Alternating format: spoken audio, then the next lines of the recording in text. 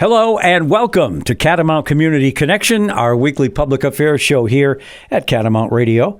I'm Brian Collamore, your host, and each and every week, as you are well aware, and I have had people in the past week, by the way, tell me they do tune in every week. We talk to folks in the community from the business, professional, nonprofit, and political arenas. And today we're talking to somebody from the political arena, the current mayor, Mike Doenges. Goal of the program to inform and make our listeners aware of things that are going on in Rutland County and the state. And this will affect people in some cases just locally and in others throughout the state. And I'm in my role as state senator as well on that. I will tell you that as we speak, well, I can't tell you that because this won't air until next Sunday. The Senate, as we record this on February 3rd, has not passed one single bill yet. The House has, but by the time you hear this, we will have passed, I think, a municipal bill which will allow towns and cities in the state to use either a Australian ballot or the so-called voice vote or from the floor vote on any of their, any or all of their elected positions. So I don't see any controversy on it. So I'm thinking that, and I'm reporting the bill, so I hope there's not a ton of questions. I think that will have passed by the time you hear this program. So there we go. That sets it up. And of course, our program brought to you by the Rutland County Agricultural Society, which has brought you the Vermont State Fair at Rutland since 1846. Fair number 179 is on the way this coming August. And we'd like to welcome in our current mayor, Mike Doenges. It's good to see you. We try to check in every month or 5-6 weeks kind of thing. And, of course, we're in the middle of an election cycle now with town meeting. Well, I guess by the time you hear this, it'll be less than a month away. Yeah. And we will have candidate Henry Heck on the program next week. So we're just trying to be fair with both folks. And so Henry Heck will be on next week. And it's Mike Doenges this morning or this evening, depending on when you tune in. So we had a CEDAR breakfast. And, of course, CEDAR stands for the Chamber and Economic Development of the Rutland Region. And that was last Monday, attended by both Mayor Doenges and mayoral candidate Henry Heck. And we had the lieutenant governor come down and talk to us. I got a really positive feeling from his address. And I think John Rogers knows how to read a room pretty well. And so he was spot on, I thought, with every question and every answer. And I had people from both parties come up after and say, boy, that guy is terrific. I really, I either voted for him, I should have voted for him, or whatever. He did take Rutland County. Every town and city in the county voted for John Rogers to be our new lieutenant governor.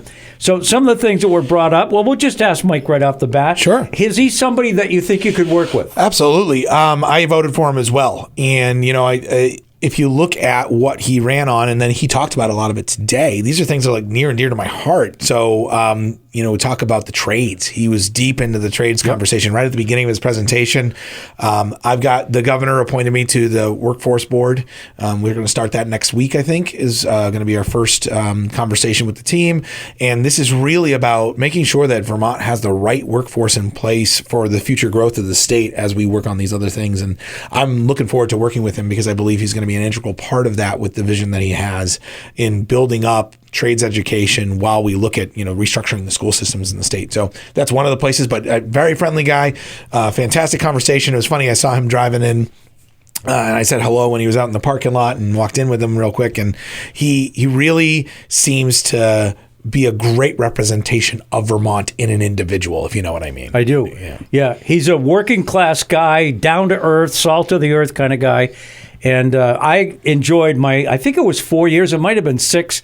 I've been up there 11. And John was in the Senate when I got there and then took a couple years off and then ran again and didn't win.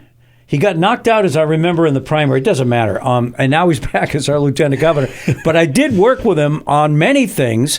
We didn't agree 100%. He had some bills that I didn't favor that passed. And he was a Democrat back then. But then he had switched parties now over to a Republican side. but he was just a great guy, and he's got a great smile. It kind of like brightens his whole face up. And so I'm hoping that he will stay in close contact with you, Mike, and that we can continue to work with him. Me too. He did talk a little bit about the TIF district and how, in fact, Lyle Jepson, who's the executive director, gave a high compliment to Cooper Babbitt for writing a letter, which you signed and the 3 senators signed, and kind of turned the thing around with respect to what we all hope will be a big hotel downtown. And I did see the Beldens on the way out, and they are ready to go full steam ahead. There is so much happening right now, and he did talk about it. So you talk about the TIF. So the city's application went in officially on January 1st, or the first week of January. I think from there, our next step is to have VEPC come down on the Vermont Economic Progress Council. They're the ones that approve these. Yep. They're coming down on the 27th to tour the space and have the conversation. But the letter that Brian is talking about, Senator Collamore is talking about, is a letter about how with some of the legislation, Act 181, was supposed to ease the pressure on housing developments in Rutland, and there was a conflict between what the intent was and what actually got designed, and we were able to communicate with the governor and get that fixed. And that shows the openness to this growth and development in this space. You know, listen, I get it. In Mendon and Chittenden, you may not want to see mass amounts of development, but in Rutland City, that's what we're built for. We're built for that growth, and these things support it. And it was great to hear John talking about that and talking about the supporting the necessary growth that we need in the state to not only survive, but to thrive.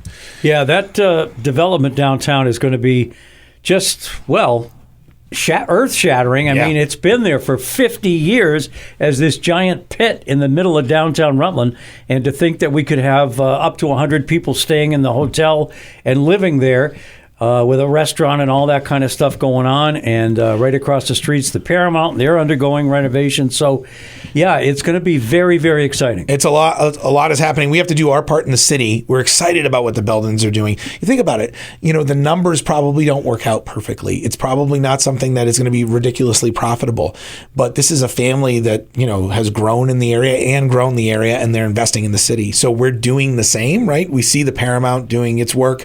We're going to put some effort into Center Street. We've got a team of people working to think about redesigning that space from the train station up to that area. There's a whole lot of things happening in the space. And, I hear a lot that people say, well, you spend so much time focusing on the downtown. And a lot of that has to do with the downtown partnership, but that is kind of the heart of things. And as goes the downtown, so will the rest of the city. I spent a lot of time in businesses outside the downtown too, talking to those business owners on Woodstock Ave or South Main Street about what their needs are. And it's all reflective of just growth and investment. It needs to happen. We need a bigger mass of people here to support these businesses and keep them going. And I will mention the Beldens were instrumental in the building of what was at first called the Rutland County Field House. That's right. And then later Spartan Arena when Castleton University was able to, I think I bought it, but they didn't buy it. I think they're leasing it technically.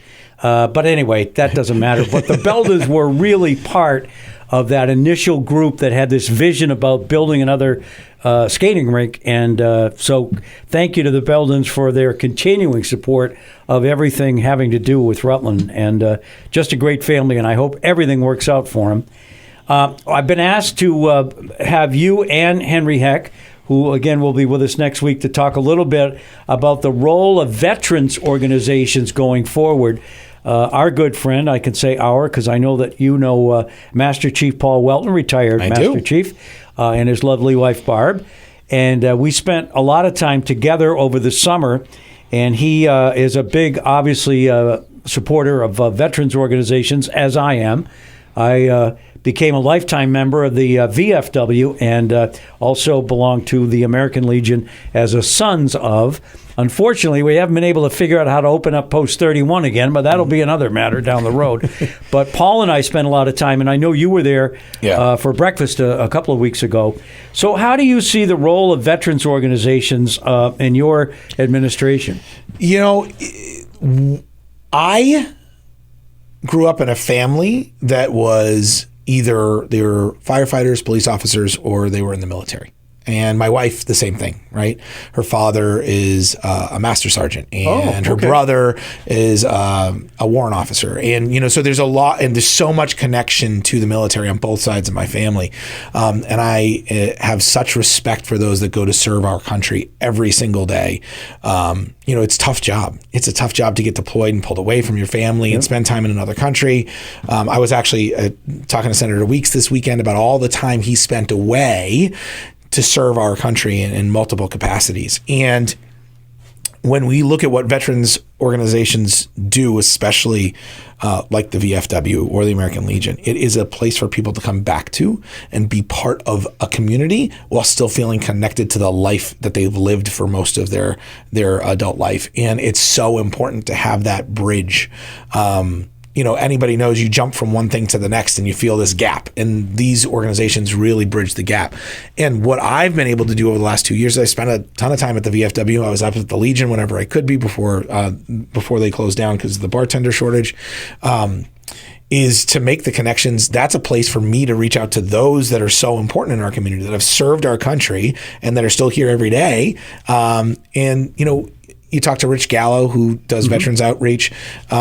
There's some of these vets need extra supports. Some of these vets need just somebody to talk to and hang out with. And I love talking to Paul because he's got great stories and hearing from people. But I do try to make it a part of my at least monthly routine to get to, in this case, the VFW, to sit down, talk to people. I'll try to do the breakfast. If not, I'll do a Friday night and just have conversations and hear what our vets want from the community. So for me, it's a feedback loop. It's a way to show appreciation, but it's also a way to hear from those that have an important and valuable voice in Rutland. Yeah. Both of my parents were vets, World War II. I did not serve. I was at Middlebury at the time of Vietnam, and had, I think they call it a 2S deferment, which was a student deferment. But I did join the Sons of as soon as I could. And I will continue to urge those of you listening right now to remember the name Senator Ann Cummings, Cummings. She is the chair of the Senate Finance Committee. Yeah. And that bill, the military retirement or pension bill, which will exempt the vets from all of Vermont's income tax, is still on the wall. I was able to get 21 out of the 30 senators to sign my bill. Representative Bill Canfield from Fairhaven has a mirror bill. In other words, exactly the same language in the House. And over half of the House, so 75 out of the 150 members of the House, signed that one. And we're very hopeful that we can finally get it done this year and pass it and become, I think we're one of 5 right now, states that still fully, or not fully, to be fair, we do allow their $10,000 threshold to take effect. But I want it all. I want every single vet to be able to not worry about Vermont income tax anymore.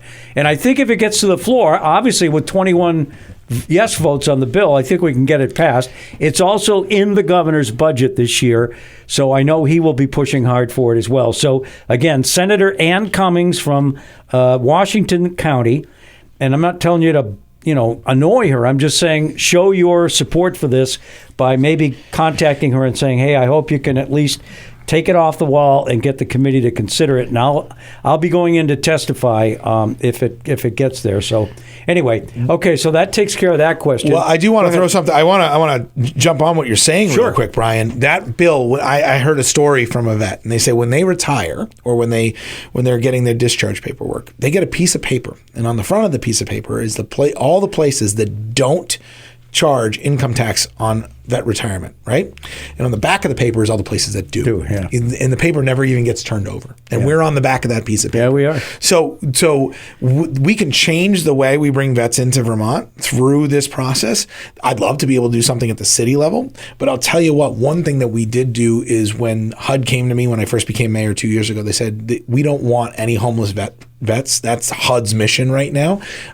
We agreed to sign on to that. So I think where Rutland can help, beyond the state is to say, hey, look, here's housing opportunities down in the city. So not only can you come to Vermont, but there's places for you to live, and we'll support that as they come in. So. I did run into a veteran who was homeless at the Cedar Breakfast. He's not anymore. He's back on his feet and stuff, but it was really interesting to hear him talk about it as well. So, yeah, I'm hoping we can get it done, and we'll see what happens when the governor gets it. I know he's going to sign it, so hopefully we'll be able to get at least some help. And again, I see it as both an acknowledgement of their service to all of us, but also as an economic tool. We have vets that are moving out weekly. Well, I don't know how many, but there are people that move out of the state because it's just so expensive.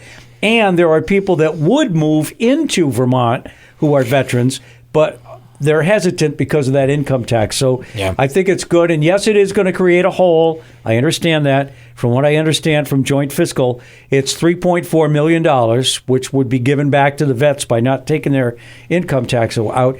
If we can't find $3.4 million in an $8 billion budget, then shame on us. So, well, in all reality, it's going to come back around too. Sure, Brian. That's $3.4 million is staying in their pockets, yeah. And they're going to spend it in these communities that they live in. That's exactly how this is supposed to work. Yep.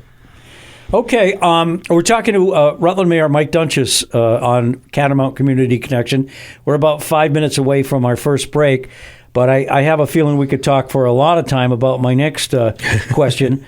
So any other issues that city residents will be voting on, and again, by the time you hear this program, yep. It'll be with only 3 weeks plus remaining before town meeting day, or any other issues that city voters might be interested in. Yeah, we have a couple small charter changes that'll be on the ballot. Nothing significant. Just our purchasing policy was limited to $3,000 before.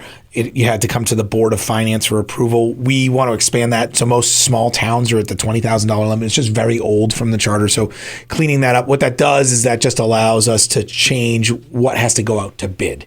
That's it. It still would be something that was already budgeted. We're not spending any more money. We're not spending any new money. It's just changing what level we have to go out to bid for things, which will be a little bit easier to work with. We will internally keep a policy that says, hey, if you're going to spend more than X, you need to come talk to us and make sure we're in line there, which is good. One of the big things, though, is there is going to be a bond vote, but this is one of the first bond votes that does not affect property tax, and it is awesome. We opted for the 1% option tax in 2023. Since then, we've put Rutland City's first capital improvement plan in place, and this capital improvement program is something that other municipalities have had for 60 years plus. But what this does is it takes a look at those capital expenditures, like rebuilding certain streets, reinstalling certain sidewalks, focused on water main issues, buildings that the city needs to keep up, making our fire department ADA and fire compliant, right? So things that we need to get done that normally, if we didn't have this plan in place, would fall on the property taxpayer. What this plan does is it says, here are the things we need to predict and plan for, and then we're going to use our capital reserve fund and our 1% option tax revenues to appropriately spend on those things. And one of the ways we can do that is bonding against the 1%. So this is the sales tax that people pay when they come to town and visit and eat and drink and shop in our community. That will pay for this bond, and this bond is going to go to things like fixing the chiller at the Georgetti rink, or fixing the fire escape on the fire department, or fixing our ADA compliant issues, our Americans with Disabilities Act compliance issues to entering our police department and our city buildings. All things that need to get done, and if we didn't have this plan in place, and we worked really hard to get this done over the last year, if we didn't have this plan in place, would eventually fall on the back of the property taxpayer. So we have, John Rogers brought up affordability this morning. Like these appropriately planning for our long-term maintenance really focuses on affordability, because everybody knows whether they've had their furnace break or a window broken, that cost to emergency replace those things is twice as much as planning for it and being prepared to do it. So really excited about that. And that bond will be on the ballot. And again, the most important thing to remember about it is that it doesn't come as an additional charge on your property taxes. This is something that the taxpayers won't directly feel an impact on. What's the amount of the bond? Do you know? It's I think it's $3.83 million is what it's going to be set for. So that'll cover about 1.8 of that will be for the chiller at Georgetti Rink, which is our skating rink, because that is out of compliance.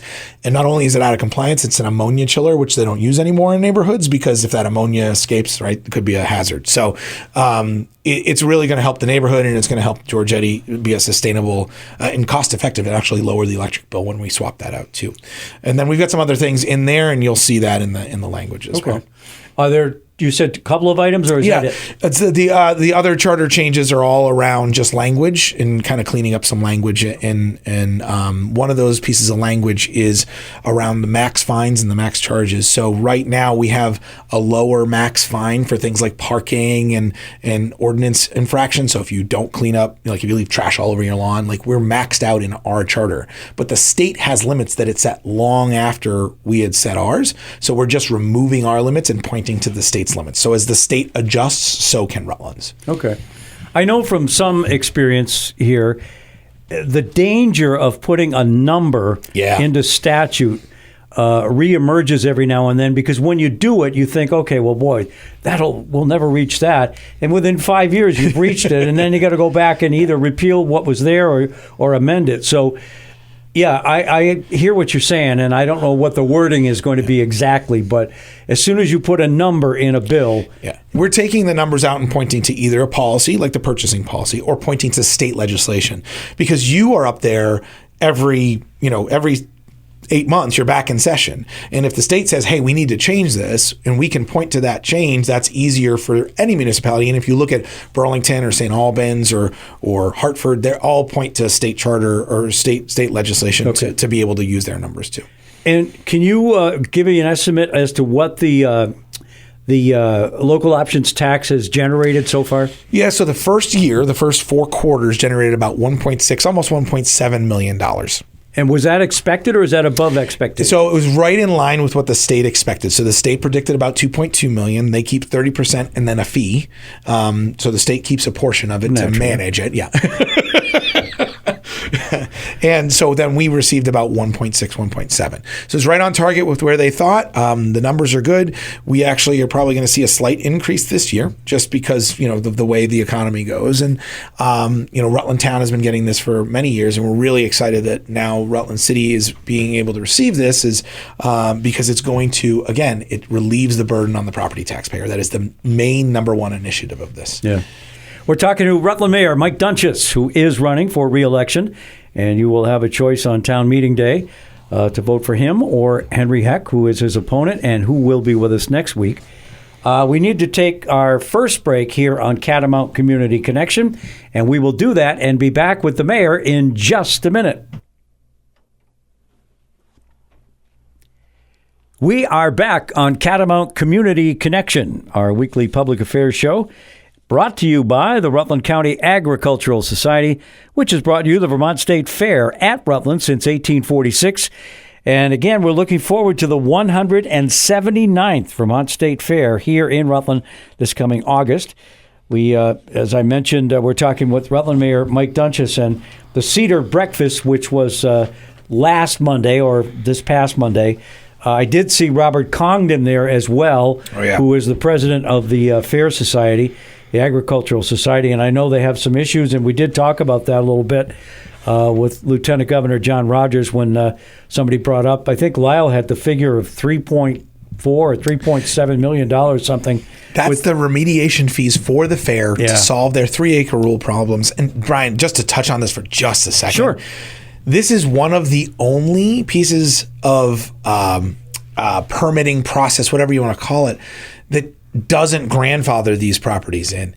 So can you imagine, in the example that was used, can you imagine buying a piece of property 100 years ago in your family, and then one day somebody coming up and saying, 100 years ago when you bought this, we know that it hasn't changed, but now you have to do this new thing with it? Like, that's insane to me. So that's remediation for stormwater on their properties, $3.4 million. That's before the fees. That's before the engineering. That's crazy.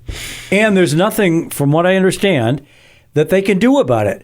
The Rutland Fair, or the Vermont State Fair, is a little bit unique from the Addison County Field Days or the Champlain Valley or up at Lake Memphremagog, because it's surrounded by other property owners, and there's no place to put a retention pond or no way to pump that stormwater away from sitting there. So, even if they came up, and they obviously don't have $3 million, but even if they came up with it, that doesn't solve the problem. No, it doesn't. It just is a fine. So I will mention that there is a Senate bill which was introduced by Senator Chittenden from Chittenden, who has moved that we extend that date, the deadline for that 3-acre permitting process out. I think it's 2 years or 3 years.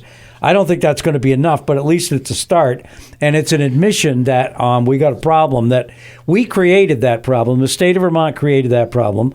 We were approached by the EPA years ago with the phosphorus situation going into Lake Champlain, but it was up to us to find a way to fix it.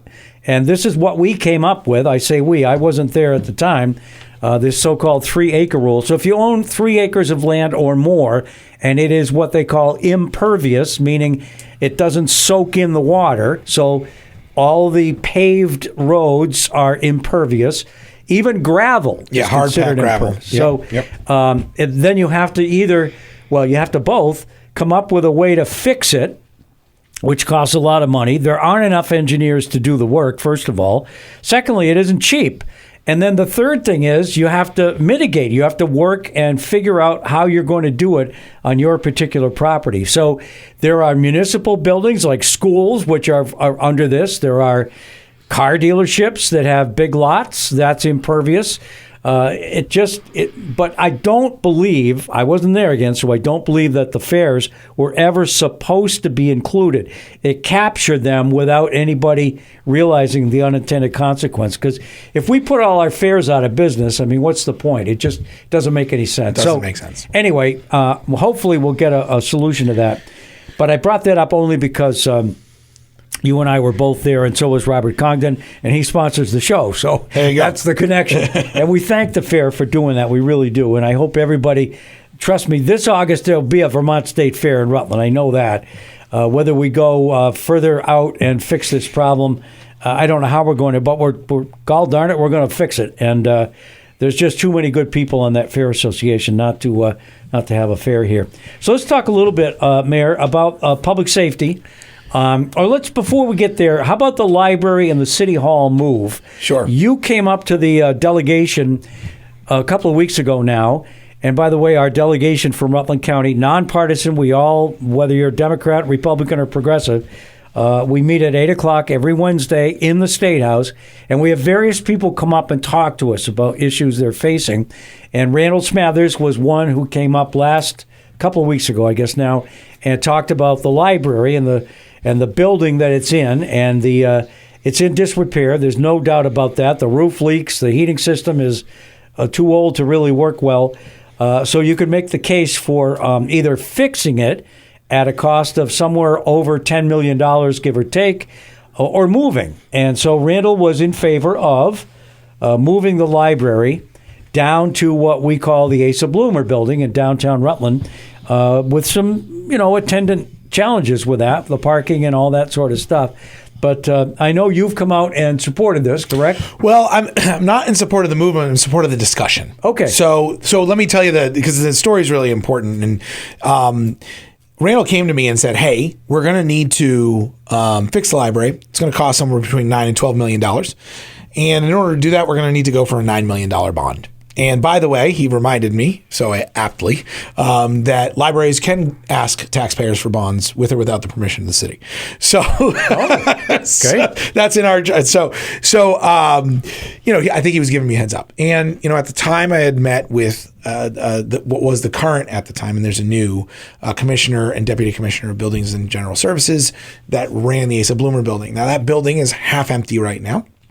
And the other half is full with state employees and offices, and it's a beautiful space, and the state's actually put a lot of money back into the space to keep it up to code, bring it up to speed, and really keep it as an efficient working space. So they had said, if this is something that you're interested in, we may have space available for certain things. And when Randall told me this and said it's going to cost $9 million, I said, well, maybe what you should do is look at the Asa Bloomer building for the library. It's right downtown. There's parking on both the front side for handicap accessibility or quick run in and run out. There's parking on the back, in the parking deck. So there's all sorts of options. And you guys have been trying to figure out how to create this 21st century library that Rutland truly deserves.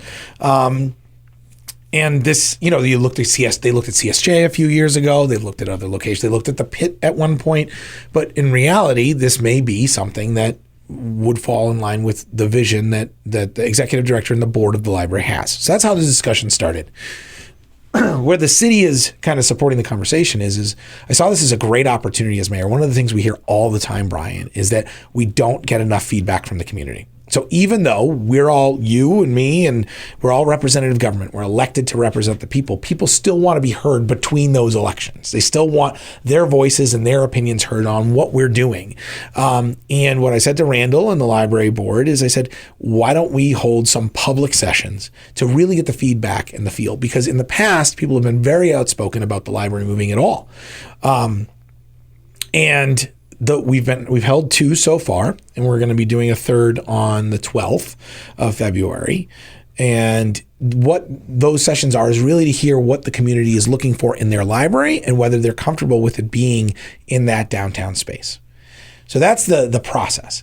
The real thing that I have to consider as mayor is what's the cost, right? So like I said, the state has put a lot of investment into the Asa Bloomer building. So it is financially feasible. There's a couple of different reasons. There's going to be tenants in there renting, not just the state, but other businesses that are already in there.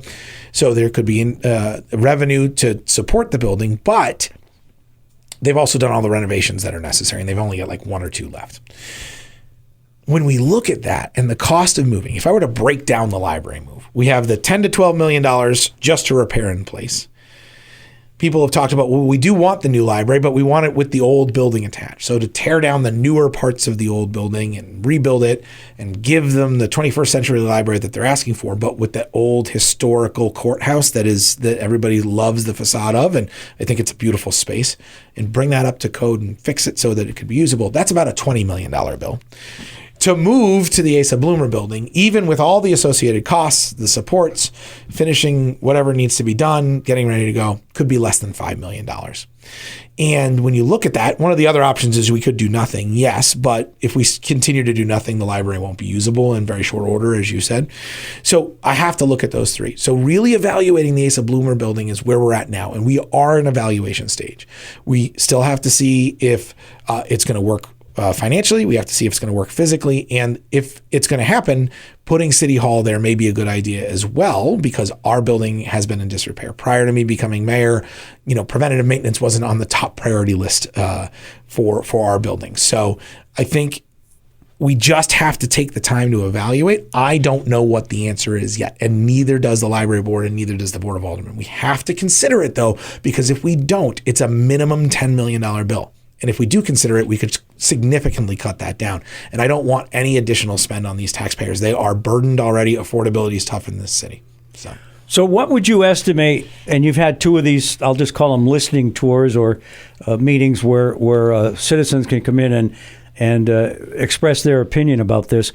Was there a general approval or support, or were there loud voices against, or was it about even? How did that go? Yeah, it was definitely a mix. I'd say there was 3 categories, right? The first category would be, don't move my library. I like it the way it is. I come here every day. This is my space, right? Very, very personal, connected, heartfelt support of the library. There was also the, hey, Rutland deserves a 21st century library, and being downtown with accessible parking, ADA accessibility, and in proximity to all these other things that we do every day, it would be a great place. So those are the 2 main sides. And in the middle is the people that are like, I get it. We can't afford to stay here, but if we don't, then we need to do something with the space that exists and not just let it go to waste. Like, not just let it be redeveloped into housing, not just let it put some real purpose behind that beautiful courthouse and this nice historical building that we have and really utilize it. And that's great feedback from all sides, even to the point where some of those people that are really like, I love this library. I had one woman come up to me. She's like, I get it. If we can't keep the library here, I just want to come use the space for something. So people are really connected to the building. And I think there's, obviously accessibility issues and concerns and questions about that, but the building is where really people are driven to, in the feeling of being in that space. And that's what I heard the most. And the city owns the building, correct? The city owns and has donated the building to, they lease it for $1 a year to the library for a very long time. So regardless of whether it moves or not, at some point, either you sell, and I say you, the city sells the building or leases it to somebody else, and maybe a developer comes in and then absorbs the cost of renovation. I'm not sure how that would work, but if you just move and leave it standing, but nothing is done, nothing's really changed. We can't do that. That's happened too often in the history's past. I mean, if you look right across the street at the old rec building, the orange and tan one, it's finally on the market. Really excited about that. But the city had sold that to somebody who was going to build housing, and then they didn't actually follow through with it. Now we can put things in place at the city level to make sure that doesn't happen. And if like a developer, I hate using the word developer because we made but somebody renovator is probably a better term for that building. Somebody would come in and revitalize that space, like we saw some of those beautiful Victorian homes on North Main Street just come back to life in the last few years. If somebody could do that with that space and they committed to it and then they didn't follow through with it, we would have covenants that say we take the building back because you didn't do what you were supposed to do with the building, something like that. We would have to protect the city and the historical nature of that building if we did that. So let's give folks, if we can, an opportunity for this third session where we want some feedback. Do you have a date and a place picked out yet? Yeah, it's February 12th. It'll be at the library. And if you give me a second, I can look up exactly what time it's at. I got it on my calendar here. February 12th, by the way, folks, is this coming Wednesday. Because, again, you're going to hear this show on the 9th. So on that following Wednesday at the library, is it the third and final? It's the third and final of the first round. So it's 5:30 is the session. And this is the visioning part, right? So now we're going to take the data, go back to the drawing board, figure out, kind of collect all the information, the feedback from people, try to figure out what the next step is from there. And then we've got a lot of work to do. Randall's very gung-ho on this. As the leader of the library, he wants to see this happen, but we have to figure out what's right. And we really, in all honesty, it comes down to cost, and we're going to have to look at the cost too. So, but 5:30 on February the 12th. Okay. So. And from what you say, Mayor, that if it was sold or leased to a third party, let's just put it that way, it would be up to them to figure out how to renovate it and pay for those costs and all that kind of stuff. But at some point, if that doesn't happen, doesn't there have to be a bond? And you say that, and I didn't realize that the library can actually put a bond together without the city's permission. So I guess what I'm asking in the ultimate here, is there going to be a $5 million one to move, or is it going to be 10, 12, 15, 18, $20 million bond to stay put and renovate? Yeah, that's part of what the next step is to figure out. But the library does have a capital fund. And if moving costs, let's say moving costs $3 and they have half that money, then, there might need to be another way to find that $1.5 million. And in all honesty, whether it's private investment or public grants, there's been funds for things like that in the past. So we'd look to, we don't have to rush this. We just have to have a plan and make sure that whatever we do, it doesn't create these crazy increases in costs. Okay.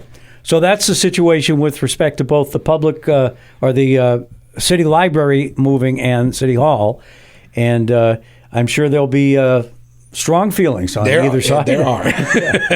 But now let's move to public safety. And we had Chief Kilcullen on along with Commander Matt Prouty last week on this show. Yeah. And we did talk about some of the efforts that the legislature has made over the last couple of years to increase accountability to whatever extent we can. And there's still pushback in the legislature about that, believe it or not. Sometimes I don't think people are listening and they don't realize what that election meant in terms of showing them the way, and I'll just leave it at that. But I'm a big believer in giving not just the law enforcement community, but the judicial community as many tools as they can possibly put in their holster or their backpack to pull out whenever they need it. I'm not saying that it has to be used all the time, but what we had in place for a long time, and again, just to speak very bluntly, ladies and gentlemen, I think we taught people how to not be accountable, and we made it easy for people to be lazy. in many respects. I don't know how else to say it. I know that's not nice to hearing it, but I really do think we did make it easy for people to be lazy and not go to work and just stay home and collect money. So that's where I am. So as you know, I spent a lot of time in Montpelier last year and the year before lobbying specifically for the retail theft bills, public safety initiatives.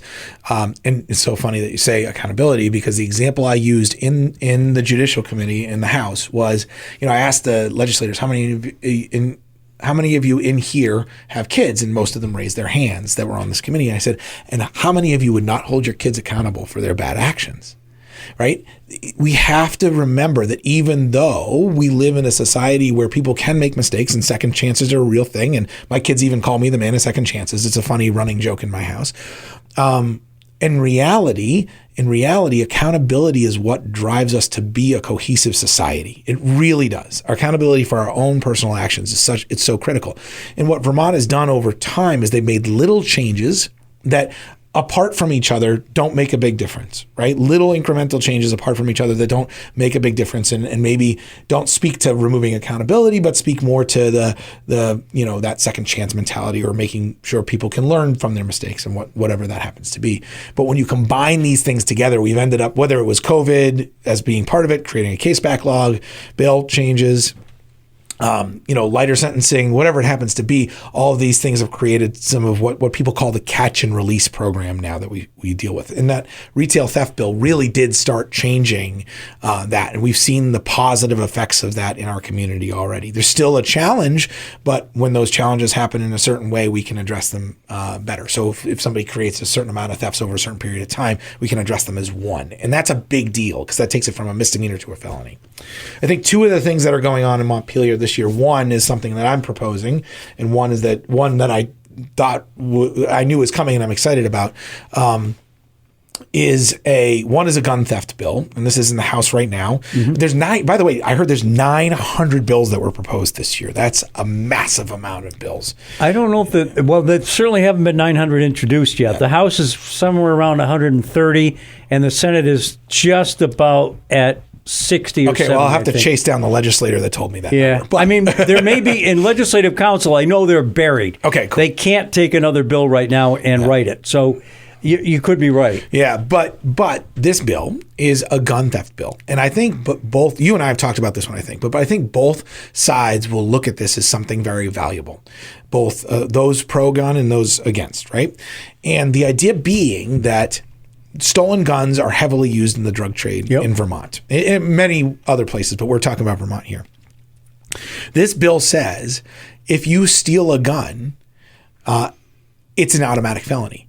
That doesn't exist today. If you steal a gun and it's less than $900, even though the gun owner had to go through a background check, do the proper paperwork, it's a misdemeanor. Yep. That's mind-boggling to me. So even responsible gun owners are behind this bill because they see the value of their property being stolen as something that, they want there to be a penalty to that. So I think it's a really good bill. I'm interested to see how that goes, but we'll be supporting that because that will give our state's attorney the ability to use this felony charge, whether it's a stolen gun or a stolen gun used in a crime, to have some real teeth in their process when they charge people, and maybe they can start to work on some of those bigger pieces of the drug dealing puzzle out there in our community. That's one of the big tools. The other one is something that I wrote over the past few weeks with a lot of input, and you're going to be seeing this hopefully today. Like you said, it's the legislative council's backlogged, but my hope is to get it out in front of legislators, and we're going to be asking them to look at it and support it.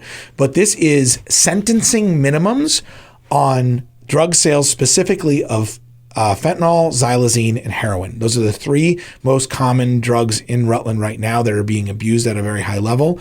There are no sentencing minimums, not even if they're sold in a school zone or to youth.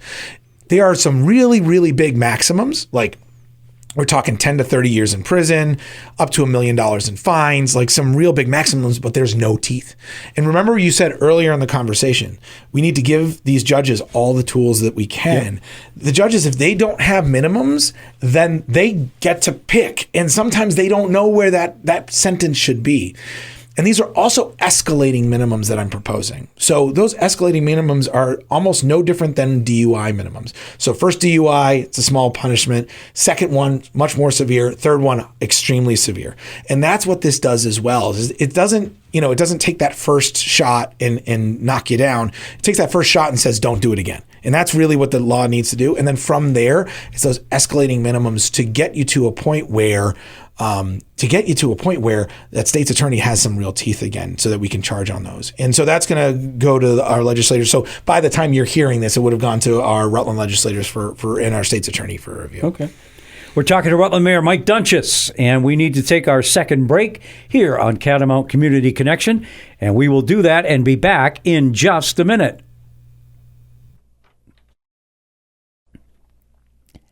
Welcome back to Catamount Community Connection. I'm your host, Brian Collamore. Each week we speak with community leaders, and today we have the pleasure of speaking with current Mayor Mike Doenges of Rutland City. And again, just to preview a little bit, next week we will talk with Henry Heck, who is running against Mike. I think there's just the two of you running, correct? Just the two of us for mayor. As far as I know. There's 12 aldermen running. Yeah. 12 people running for alderman, but only two for mayor. 6 seats? For 6 seats. Okay. Yeah. And again, I thought about having each one come in, but we'd run out of time because we are only on once a week. So that's why I haven't talked to any of the aldermen on the air.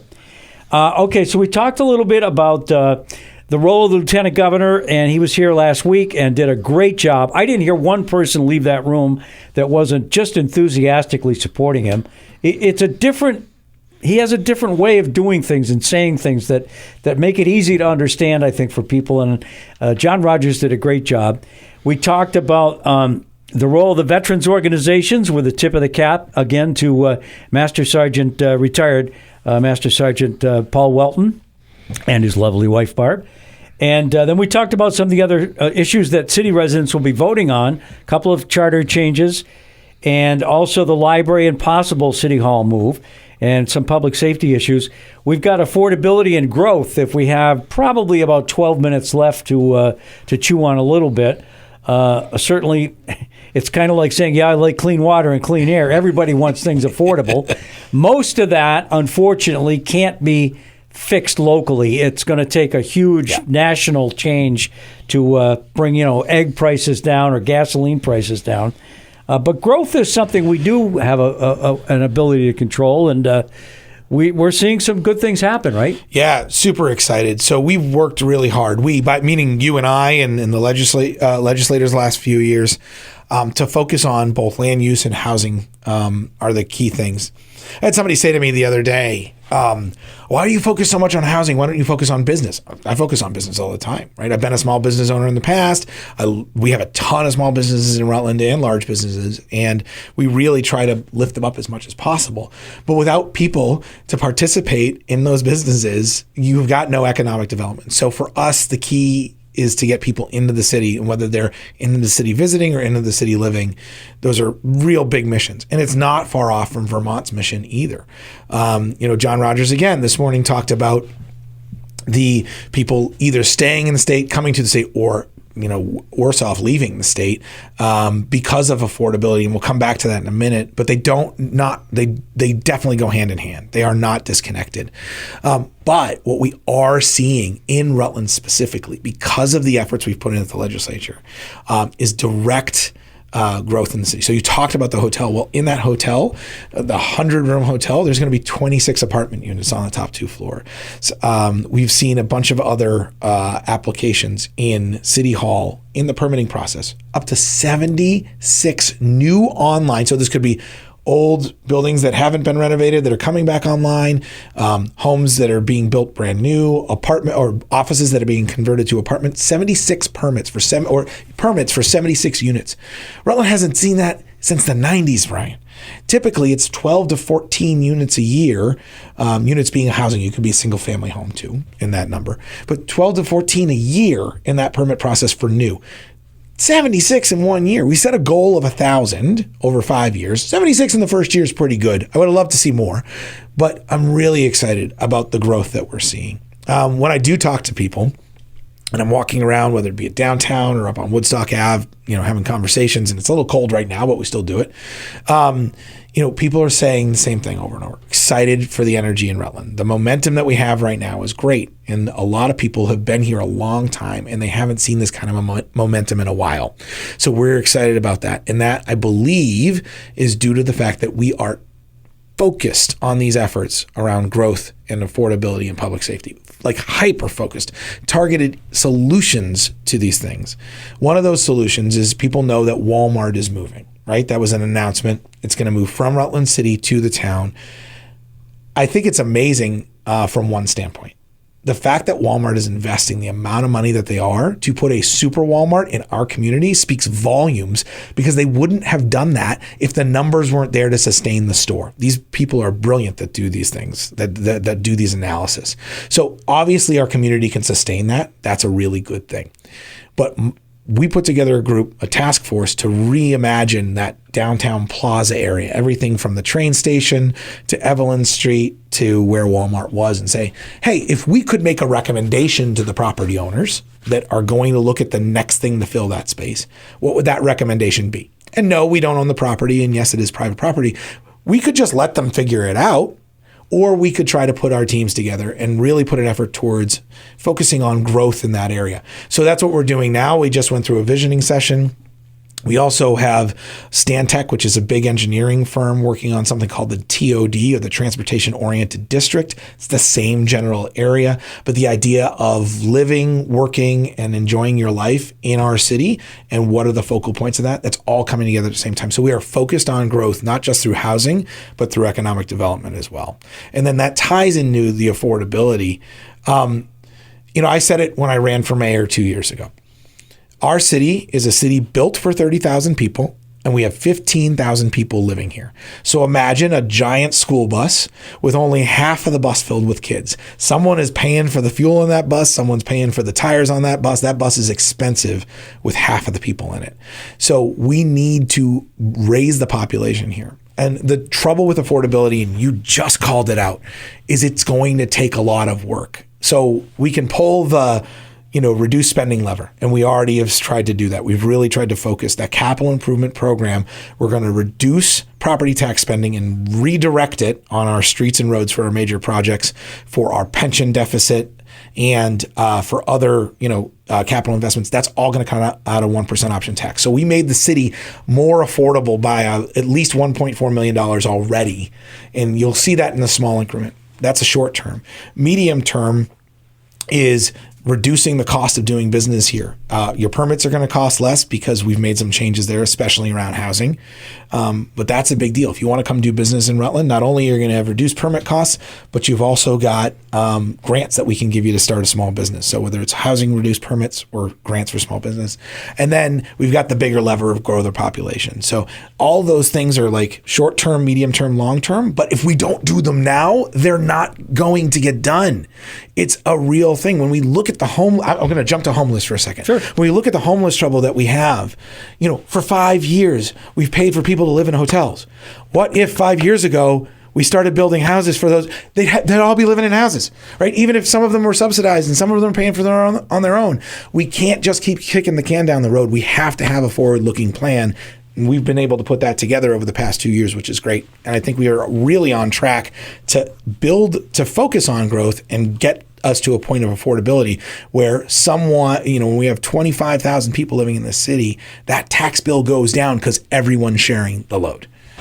I just realized that I misidentified Paul Welton's position. He's Master Chief, not Master Sergeant. So thank you for clarifying. If he isn't still listening, someone tell him that I did correct myself, please. I knew that. I don't know why I said Master Sergeant. He's a Master Chief. It's my father-in-law that's the Master Sergeant. That's why you got what threw me off. Yeah. So we have about 2.5, 3 minutes left. We, again, are talking to Mike Doenges today. On March 4th, town meeting, you will have a choice if you live in the city between continuing with the Doenges administration or opting for a new one with Henry Heck, and we will have Henry on next week at this time. But I know Mike would join me, and I can't take a position officially between the two of you. Well, first of all, I'm not a city resident, so I can't vote for either of you. You live right on the edge, though. I know we do. My backyard is the town city mark, but I'm in the town. But I know you would join me, and I know Henry would too, in urging people to vote. Regardless of how you choose to vote, you will not get a ballot in the mail, by the way. Some people seem confused that the state mails out ballots now all the time for elections. They don't mail them out for municipal elections. You have to go to the poll, or you have to request an absentee ballot in order to be involved. But we did not have, and I think Mike would agree, a great turnout last time for town meeting week. It did go up a little bit in the general election. I don't know if we set a record, but it was very healthy and strong. Yeah, we saw a 60+% turnout for the general. It was better than our normal town meeting day. So I think we need to maybe approximate that level of voting engagement with the town meeting. And again, by the time you hear this, will be under a month. So we're going to air this, I think I just said, on the 9th, and town meeting is on March 4th. So please go to the polls and vote. And you obviously can vote for whomever you choose. But I know it's important that we get people out. Yeah, you have a mayor choice, 6 aldermen, 4 school board. It's a big year. There's a lot of seats. And, I always like to tell people, I hope you appreciate what I stand for. I hope I've done a great job for you over the past few years. 2 years is not, you could tell people, Brian, you know this from experience, 2 years is not a lot of time to get things done. I think we've got a lot of momentum in those 2 years. I'd really like another 2 to keep going and really prove out the rest of these pieces of the puzzle, like the hotel, like the movie theater, like the things we're working on now. But the real key, regardless of what your opinion is, and this, I believe, whether you're in favor or not, you have to vote. It is really your civic duty. You have to get to the polls. You have to voice your opinion. It's critical. Yeah. So we have a minute left, and I'll give it to you to make any kind of campaign speech. Oh, fantastic. I think you kind of just did. I kind of did. But listen, like I said, we've had 2 years to get a lot of things moving. And the visual I like to give people is Rutland was kind of stuck in not, you think of a rut, right? We were in a bit of a hole, and it takes a lot of time to dig out of that hole. And we've done that. We're on the climb. We're climbing to the peak now. And we've worked really hard to gain the momentum that we have. And we want to keep that momentum as we move forward. We talk about public safety. We talk about affordability. We talk about these growth things, and we have direct, targeted items and a plan to get these things done. The legislator has been completely supportive of what we're doing here in Rutland. The governor has helped us out multiple times, and we've got a real solid momentum, and we want to keep that momentum going. So I'd ask for your vote on March 4th. Okay. Well, I want to wish you the best of luck, and we will have you back regardless of the sounds great. Regardless of the result, because again, I think it is important to stay engaged and to stay in touch with each other. And again, whatever the legislature can do going forward, I hope that we are involved with the local elected officials here. It'll be interesting to see who gets on the board and who doesn't. No way to predict that. I'm not a city resident, so I have no idea. Always an exciting time. It sure is. Michael, thank you for joining us today, and we will see all of you next Sunday on Catamount Community Connection.